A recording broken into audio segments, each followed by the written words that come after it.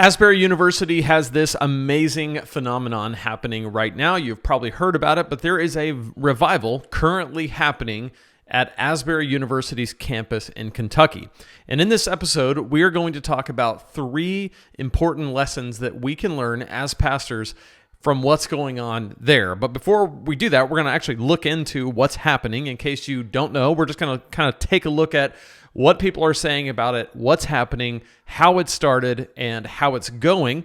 Then we're going to look at 3 vital lessons that we can learn, because there's much that can be learned from this. There's many revivals that have taken place. There's many things that have taken place that have been called revivals, and there's the effect that it has on the church at large. And I think we're seeing something pretty significant happen right in front of us, and we don't want to miss it. So we're going to talk about that in today's episode. This is the Preaching Donkey podcast. It is episode 88. My name is Lane. I am your humble host. Welcome. If you are new here, I love to help people preach their messages better. That's what we like to do here at Preaching Donkey. I believe that pastors have the best message, the most compelling message, the most important message in the whole world, the gospel. And so I want to make sure that that message is getting across. And so we have a lot of resources to help you do that. And one of those is our free guide called the 21-Day Guide to Creating Killer Sermons. You can pick that up at preachingdonkey.com/21days. And if you're watching this right now, like this week, we have this amazing training coming up next Thursday, February 23rd. You can register. It's free. You can register at preachingdonkey.com/leadership workshop. preachingdonkey.com/leadership workshop. There will be a link in the description below if you're watching here on YouTube. This is going to be awesome. It is the 5 pillars of strategic church leadership. What we're going to do in this workshop, this live training, we're going to talk about 5 key pillars or key ideas, key things that you have to do, that you have to be strategic about in your church, in your leadership, so that you can be strategic with your leadership and your preaching to maximize both. I think so often, so many pastors focus just on leadership and see preaching as an afterthought. That's very common. That's one of the things we talk a lot about here at Preaching Donkey. We talk a lot about preaching because in a lot of ways, it's neglected for leadership. Leadership is kind of placed on a pedestal and preaching is neglected.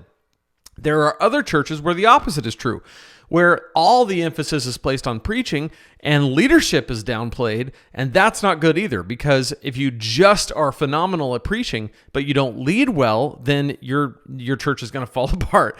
You have to make both strategically align so that you can maximize the impact of both leadership and preaching. And that's what we're going to talk about here on this workshop, the 5 pillars of strategic church leadership. It is February 23rd at noon Central Time. We're going to be live. I'm going to be teaching live, and we'll do both the teaching and a live Q&A. So it'll be so much fun. We'll get to hang out.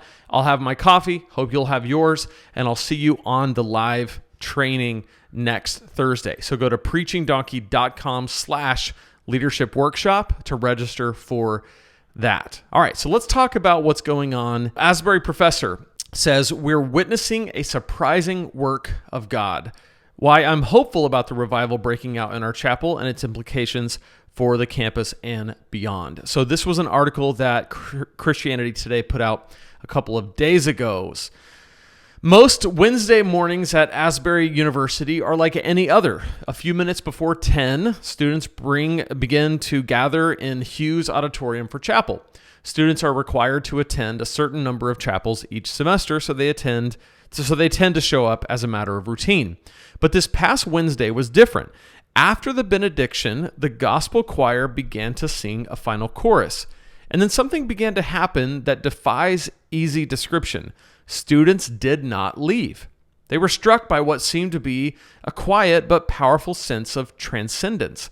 And they did not want to go. They stayed and continued to worship. They are still there. So essentially, this is what happened. Last Wednesday, they had a chapel service that was a normal chapel service, and people just did not leave. I teach theology across the street at Asbury Theological Seminary, and when I heard of what was happening, I immediately decided to go to the chapel to see for myself. When I arrived, I saw hundreds of students singing quietly. They were praising and praying earnestly for themselves and their neighbors and our world. expressing repentance and contrition for sin and interceding for healing, wholeness, peace, and justice. And this is a tweet from Austin Wofford. He says, Asbury Chapel continued yesterday in waves of prayer, worship, and gut-wrenching public confession. It was a significant and spontaneous move of the Spirit that lasted for hours. What a phenomenon to witness. Come, Holy Spirit. Very cool. That was on February 9th. So that's where this was now a week ago that tweet did. And this was last Wednesday. It was 8 days ago when this started. It has no sign of stopping anytime soon. Some were reading and reciting scripture. Others were standing with arms raised. Several were clustered in small groups praying together. A few more were kneeling at the altar rail in front of the auditorium. Some were lying prostrate, while others were talking to one another, their faces bright with joy. They were still worshiping when I left in the late afternoon. When I came back in the evening, they were still worshiping. When I arrived early Thursday morning, by mid-morning, hundreds were filling the auditorium again. I have seen multiple students running toward the chapel each day. By Thursday evening, there was standing room only. Students had begun to arrive from other universities: University of Kentucky, University of Cumberland, Purdue, Indiana Wesleyan, Ohio Christian, Transylvania University, Midway, Lee, Georgetown College, Mount Vernon Nazarene, and many others. The worship continued throughout the day on Friday and indeed all through the night. On Saturday morning, I had a hard time finding a seat.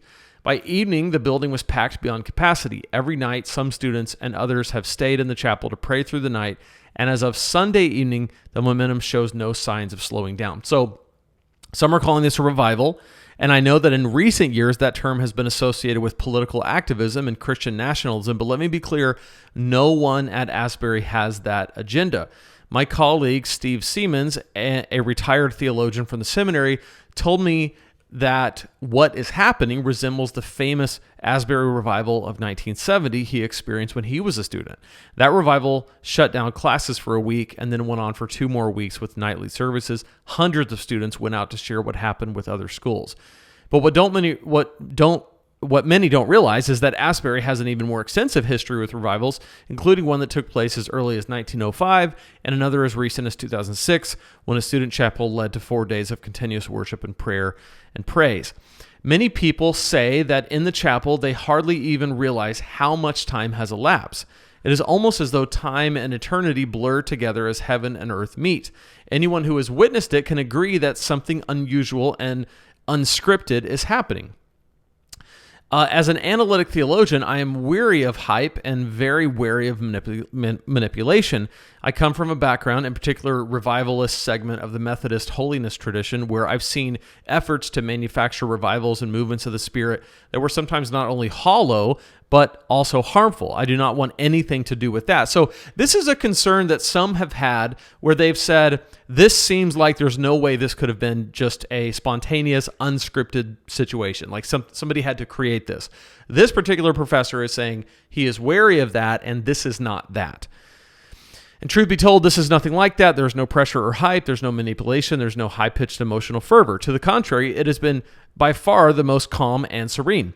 The mix of hope and joy and peace is indescribably strong and indeed almost palpable. A vivid and incredible powerful sense of shalom, the ministry of the Holy Spirit, is undeniably powerful but also gentle.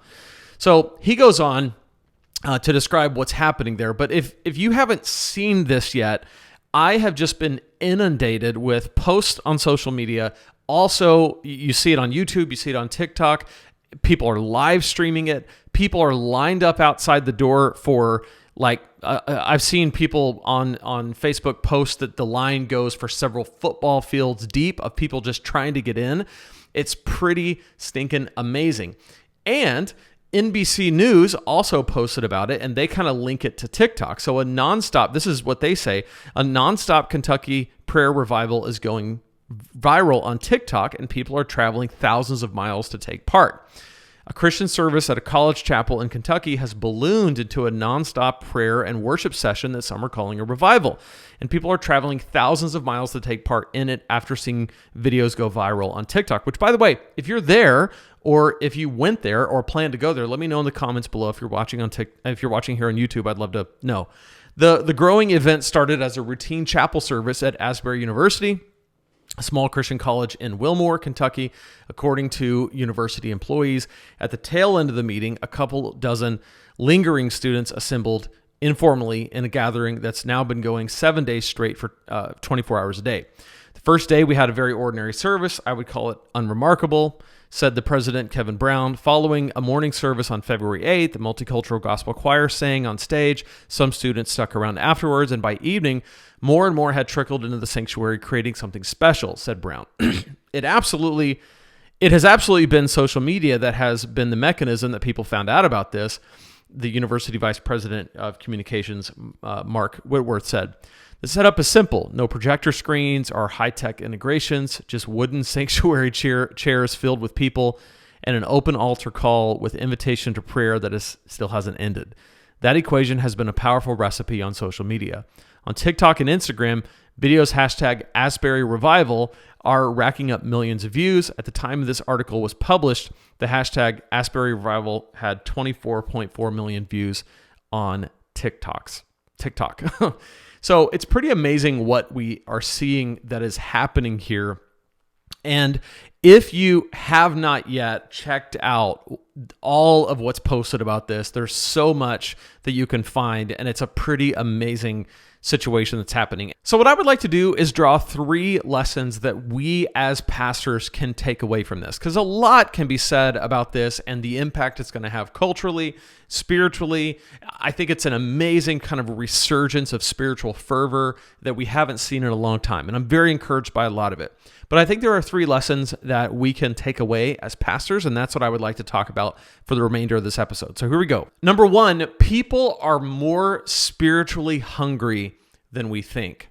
I think often we can get into a mindset where we begin to think that because of what we see out there in terms of people deconstructing from the faith, people deconverting from their faith, people walking away from the church, and people walking away from anything that is spiritual or anything that resembles the church or Jesus or his people, we as pastors can become very discouraged about that. And we can start to think, is there anyone out there who is still hungry and still seeking after God?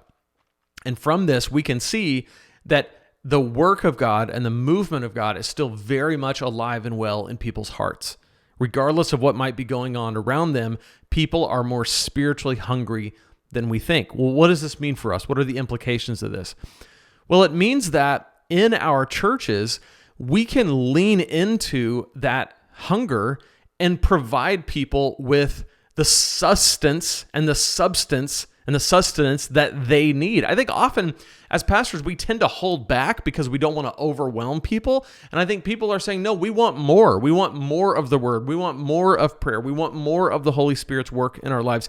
We want to experience more of what God has for us. So they want more, and they're more spiritually hungry than we might think. And there's a whole lot that we can take away from that as pastors and as church leaders. The second thing we can learn from this is that it's sometimes when we go off plan that God moves the most. Now, I am all about having a plan. Obviously, here at Preaching Donkey, we talk about the plan for your sermon, the plan for your service, the plan for your people. We're the plannest plan that ever planned. But sometimes God can do and chooses to do the most when we go off plan. And it's sometimes we have to go off plan to see him work in our churches and in our people in ways that we may not when we're on plan. So one of the things that we can learn from this is, when can you see God working? Are you set up in a way that you can, if you see God working, go off plan and let it roll? And sometimes this logistically is hard to do in a church setting, especially if you have multiple services and all this. But I think there's something that can be learned from this, where you had a group of people who stuck around and just wanted more, and they just rolled with it. I think often in our churches, we tend to want to plan for when God's going to move and when God's going to work. And it might be that God would work and wants to work and will work even when we don't plan for that to happen in the way that we think he should. So we can learn from this that going off plan might be the time when God works the most. And then finally, number 3, the third thing that we can learn from this is that it doesn't have to be slick, cool, or modern to reach the world. If you look at these photos and these videos coming out of Asbury, there's no lights, there's no fog, there's no incredible sound machine, there's no screens. It's just an old school university chapel with a lot of kind of old school architecture, and the lights are all the way up, and there's nothing fancy going on. There's no celebrities leading worship. There's no dynamic speaker up there doing some amazing thing. There's no visuals. There's no art. It's just people communing together, convening together, and pouring their hearts out to God. And God is doing an amazing thing. What we can learn from this is it doesn't have to be slick, cool, or modern to reach the world. I think often we can get into this, especially if you're into aesthetics, if it matters to you how things look and feel. And I'm very much like that. I like things to look a certain way and feel a certain way.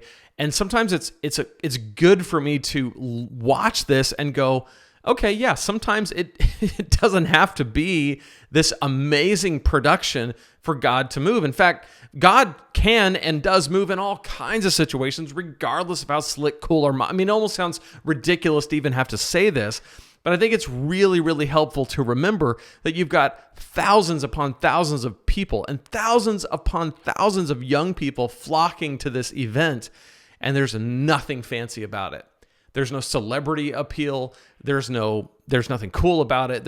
It's just people who are meeting with God. And there's something about the rawness and the realness of that I think is incredibly attractive. And it just feels and looks authentic.